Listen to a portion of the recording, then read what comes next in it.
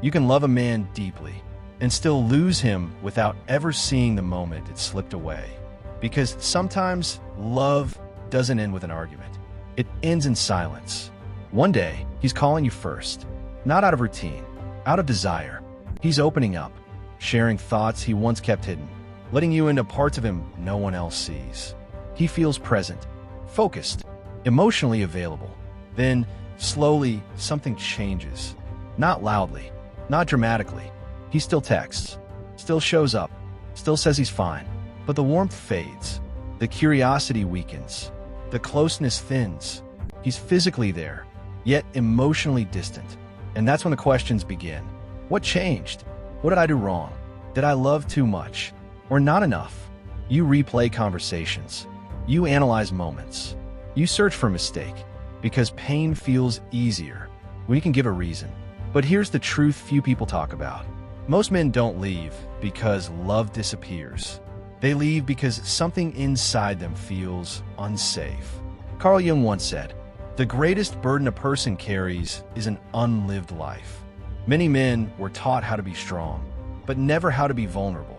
So when emotions deepen, when expectations feel heavy, when connection demands honesty, they don't ask for what they need. They retreat, not because they don't care, but because they don't know how to stay. And what if the one thing he wants most in a relationship isn't freedom, isn't control, isn't distance, but emotional safety? The safety to be imperfect, the safety to be uncertain, the safety to be seen without losing respect. As Barack Obama once said, change happens when ordinary people decide they've had enough. For many men, that emotional change never happened. So instead of explaining, they fade.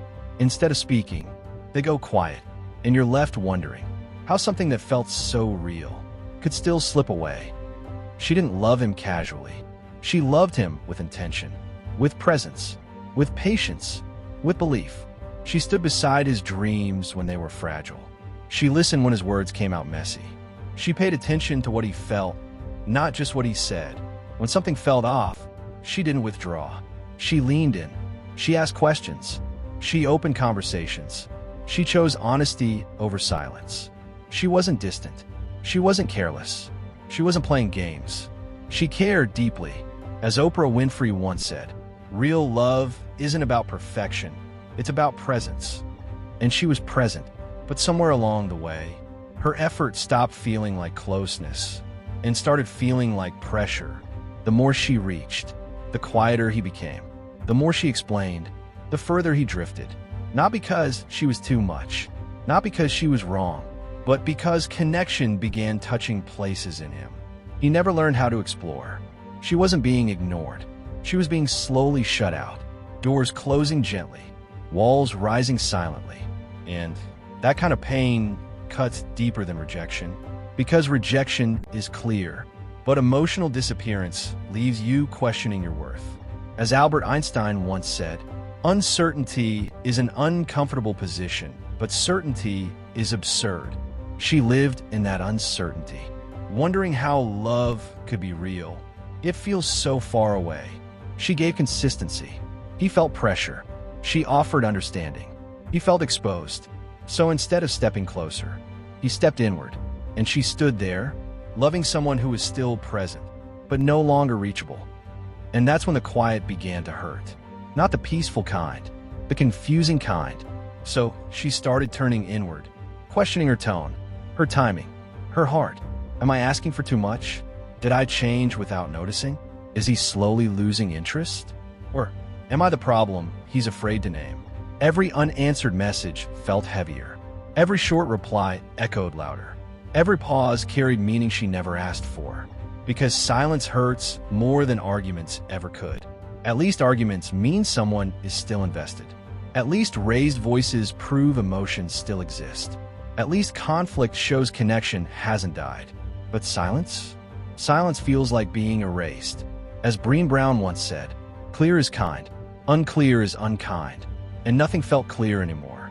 She remembered how love used to feel easy, how laughter filled spaces effortlessly, how his presence once calmed her instead of confusing her. A great relationship isn't built on perfection. It's built on reassurance, on safety, on knowing where you stand, even during storms. Yet now, she felt like she was standing alone in a room meant for two. She replayed moments searching for answers. Was it the night she spoke her truth? Was it the day she needed reassurance? Was it when she stopped pretending she was fine? Because real love asks questions. Real love seeks understanding. Real love doesn't disappear when things get uncomfortable. As Warren Buffett once said, the difference between successful people and very successful people is that very successful people say no to almost everything. And it felt like he was slowly saying no to conversations, to vulnerability, to emotional closeness. She wasn't demanding. She wasn't insecure. She was responding to distance. And that's what hurt the most. She didn't feel unloved. She felt unsure. And uncertainty slowly breaks the heart, because love needs clarity to survive. So she kept hoping, kept waiting, kept believing that the man she fell for would return to the connection they once shared, not realizing that sometimes the hardest pain isn't being left. It's being kept in a space where love exists, but effort no longer does.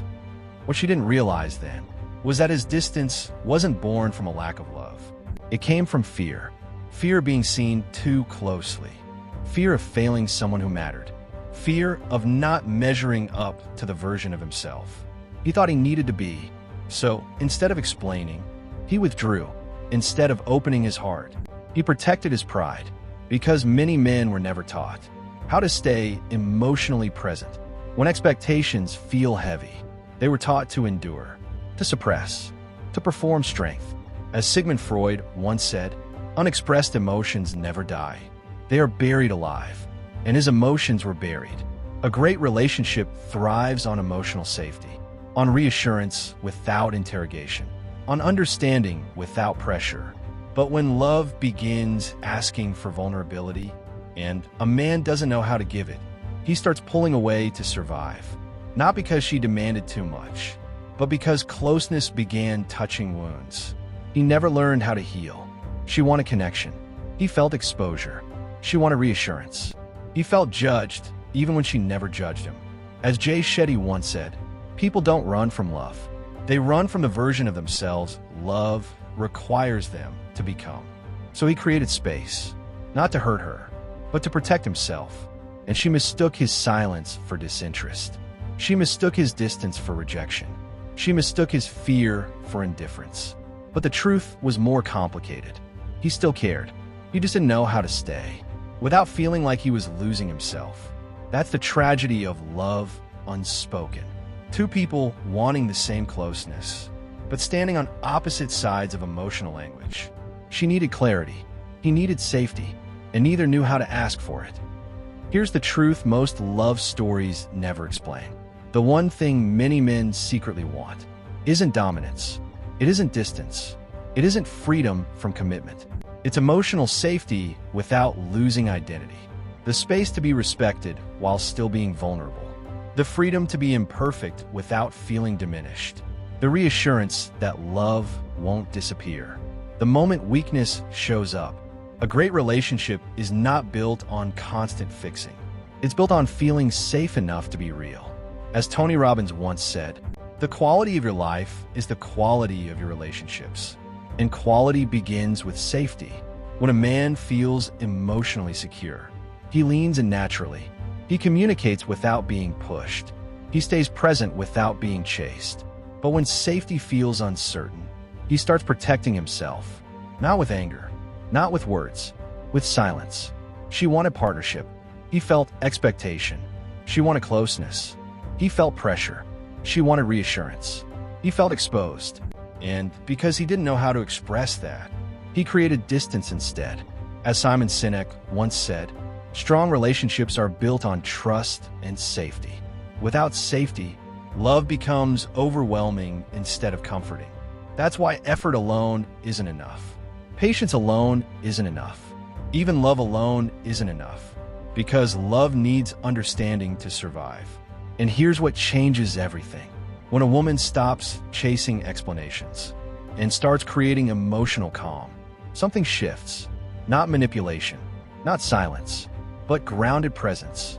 Because a man opens up when he feels accepted, not evaluated, understood, not measured, chosen, not tested.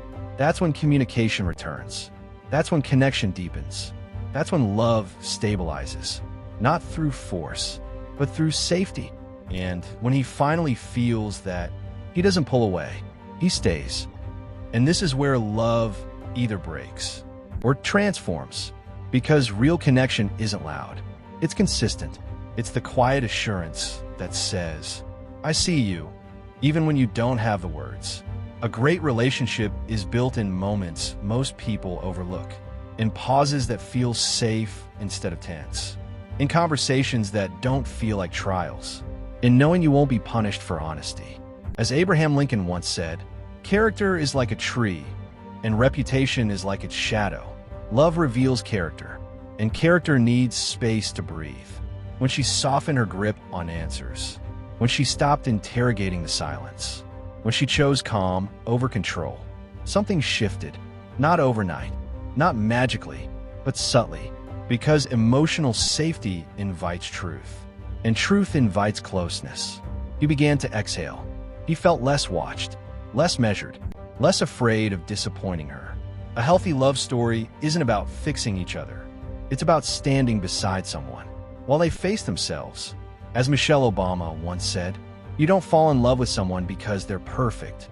You love them despite the fact they're not. That's what many men fear losing. Respect, admiration, belonging. So when love feels like a test, they freeze. When love feels like home, they open. She learned that reassurance doesn't always sound like words. Sometimes it's patience. Sometimes it's tone. Sometimes it's allowing space without withdrawing affection. Because love doesn't grow where fear lives. It grows where understanding replaces assumptions, where empathy replaces pressure, where presence replaces pursuit. And slowly, he felt safe enough to return. Not because she chased, not because she demanded, but because she made room for honesty to exist.